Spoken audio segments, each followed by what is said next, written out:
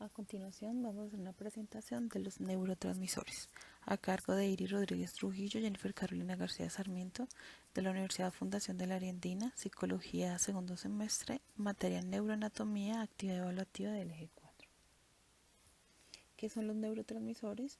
Son sustancias químicas creadas por el cuerpo que transmiten señales, es decir, información, desde una neurona hasta la siguiente a través de unos puntos de contacto llamados sinapsis. Cuando esto ocurre, la sustancia química se libera por las vesículas de la neurona presináptica, atraviesa el espacio sináptico y actúa cambiando el potencial de acción en la neurona post. El funcionamiento de los neurotransmisores. La neurona que emite el neurotransmisor se denomina presináptica y la que recibe este se llama postsináptica. Cada una de las neuronas están intercomunicadas con otras consecuentes de forma simultánea. El accionar de cada neurona depende de la acción transmitida por el neurotransmisor, pudiendo ser estimuladas o inhibidas dependiendo. Dentro de la clasificación encontramos las aminas o monoaminas, que son neurotransmisores que derivan de distintos aminoácidos, como por ejemplo podemos encontrar la norepinefrina, la dopamina y la serotonina, que hablaremos de ellas más adelante. Los aminoácidos, que encontraremos el glutamato, la GABA, el aspartato o la glicina, que también hablaremos más adelante, las purinas, los gases, los péptidos y los ésteres.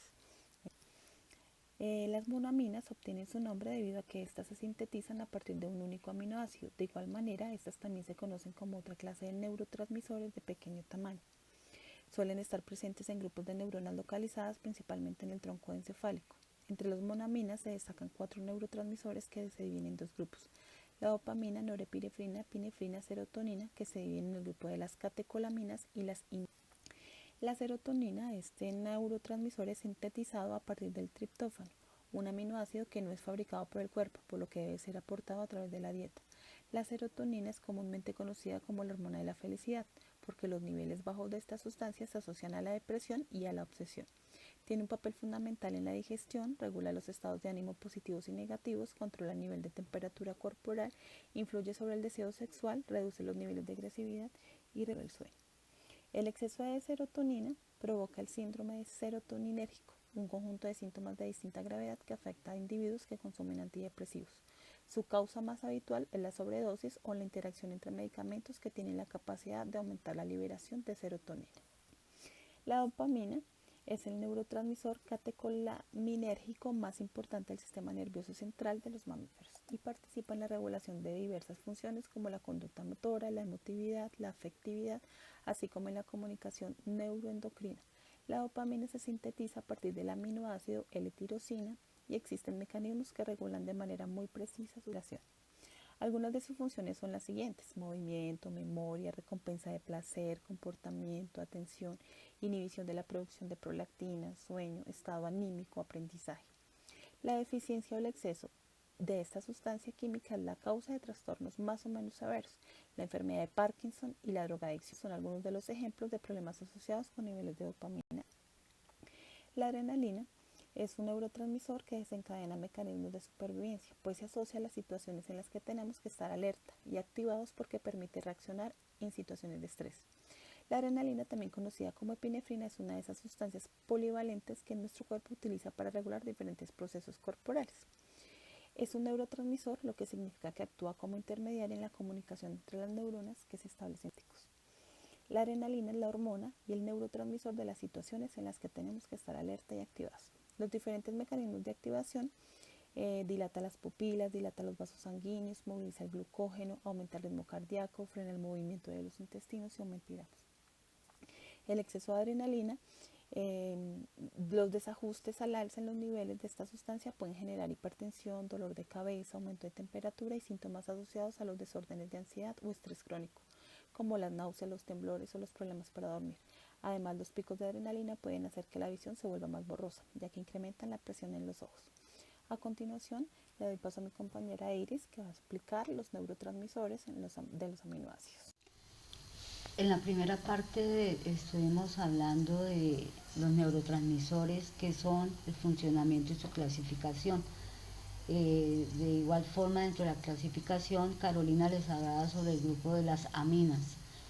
En esta segunda parte vamos a estar hablando del grupo de los aminoácidos, en el cual vamos a encontrar el glutamato, el GABA y la glicina. Entonces vamos a iniciar con el grupo de los aminoácidos.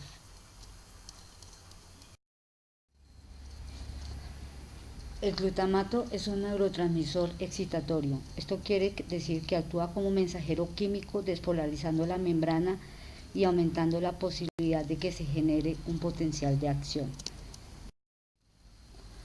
Dentro de las generalidades que podemos observar del glutamato, podemos decir que es el principal neurotransmisor excitatorio del sistema nervioso central, liberado tanto por neuronas como por las células glía.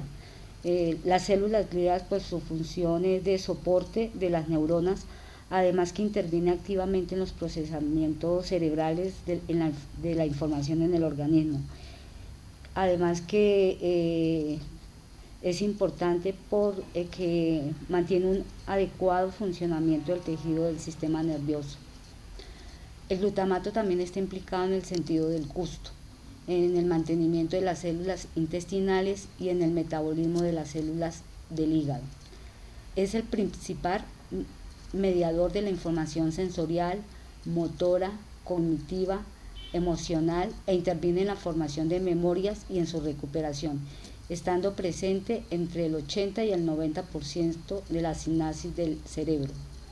Interviene en la neuroplasticidad, los procesos de aprendizaje y es precursor del GABA. Cuando hablamos de neuroplasticidad, se refiere a la capacidad del cerebro para cambiar y adaptarse como resultado de una experiencia. Dentro de los trastornos asociados se ha comprobado que una liberación excesiva de glutamato está relacionada con la muerte de las neuronas por isquemia. El glutamato es el principal neurotransmisor en los trastornos cerebrales agudos como infartos, paros cardíacos o hipoxia, falta de oxígeno en el tejido cerebral, por lo que las neuronas se mantienen en un estado de despolarización permanente y lo que lleva a una liberación continua de glutamato. Algunas de las patologías con las que se ha relacionado la toxicidad del glutamato son la epilepsia, la enfermedad de Huntington, ictus, Alzheimer y Parkinson. En cuanto por ejemplo, en la epilepsia podemos decir que se relaciona especialmente por los receptores AMPA y que a medida que la epilepsia progresa, pues los receptores NMDA adquieren una mayor importancia. Estos dos receptores están formados por 4 subunidades que atraviesan la capa lípica de la membrana celular. Ambos receptores de glutamato abren los canales iónicos cargados positivamente. La MPA se activa mucho más rápido, mientras que el NMDA no se activa hasta que la neurona tenga un potencial de menos 50 MB. Ácido gamma aminobutírico, o más conocido como GABA, es un neurotransmisor inhibitorio. Esto quiere decir que mantiene la membrana polarizada y disminuye la posibilidad de que se genere un potencial de acción.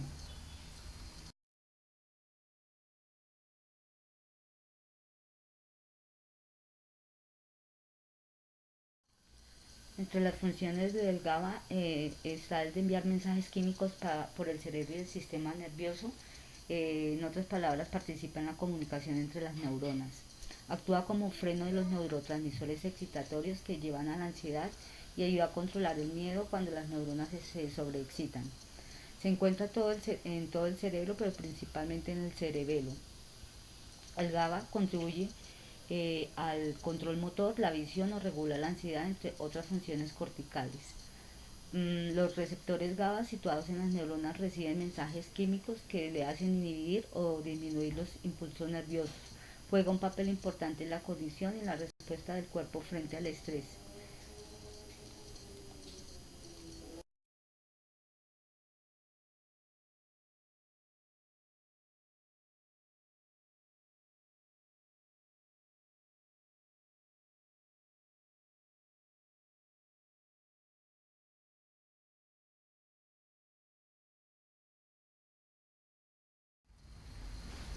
Trastornos asociados con el GABA. La gente con poco GABA sufre de trastornos de ansiedad. El Valium funciona aumentando los efectos del GABA. Un exceso de GABA puede dar lugar a fallos respiratorios e incluso la muerte.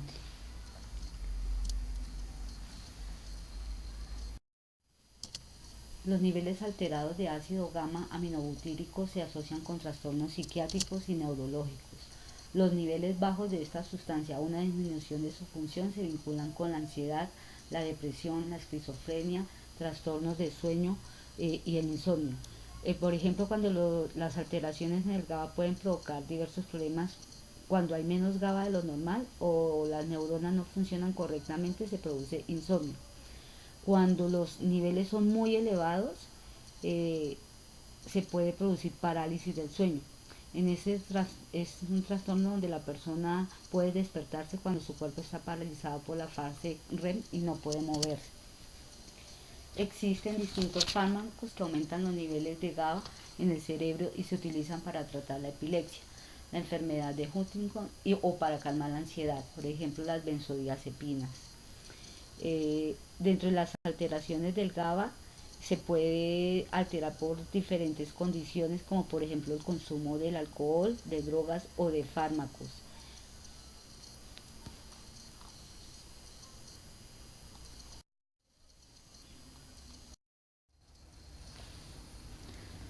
La glicina es un neurotransmisor gracias al cual las neuronas pueden comunicarse entre sí, pero es también un aminoácido a partir del cual se crean proteínas. Entonces, con esto podemos decir que la glicina cumple doble función. Es la más simple de los neurotransmisores del grupo de los aminoácidos. Se localiza en el sistema nervioso central, específicamente en la médula espinal, en el tallo cerebral y en la retina. Funciona armónicamente con la glutamina, sustancia que juega un papel fundamental en la función del cerebro. En la médula espinal permite controlar los movimientos de las extremidades del cuerpo. Las funciones de la glicina. En lo que respecta a los diferentes procesos que realiza la glicina sobre las neuronas, las principales funciones son las siguientes. La regulación de la conducta motora. La glicina junto a otros neurotransmisores interviene en la regulación de los movimientos, haciendo que el tono muscular se mantenga y que los grupos de músculos puedan ser coordinados para realizar acciones coherentes. La regeneración de tejidos. La glicina está prácticamente por todo el organismo, contribuyendo al desarrollo y regeneración de los tejidos celulares gracias a su acción como aminoácido. Tiene efectos inhibidores en el cerebro. La inhibición que producen estas regiones cerebrales permite tranquilizar su funcionamiento y modular la hiperactivación del cerebro. Al igual que otros neurotransmisores como el GABA, la glicina actúa en ciertas zonas del cerebro, contribuyendo a que estemos en un estado de relativa calma, es decir, ausencia de estrés. Gracias a este efecto, la glicina hace que sea relativamente difícil entrar en un estado de hiperactivación nerviosa. Sin embargo, esto no quiere decir que la glicina nos adormezca. Contribuye a la fluidez de la cognición. Se cree que la glicina o la secreción de la glicina ayuda a que las funciones cognitivas se desarrollen de un modo más eficaz. Por ejemplo, recordar o tomar decisiones. Se vuelven actos más espontáneos y fáciles de realizar, quizás en parte porque la ausencia de un excesivo estrés hace que la planificación a la hora de guiar estas funciones sea un poco más sencilla. Dentro de los trastornos asociados, su carencia puede ocasionar una serie de trastornos en el organismo.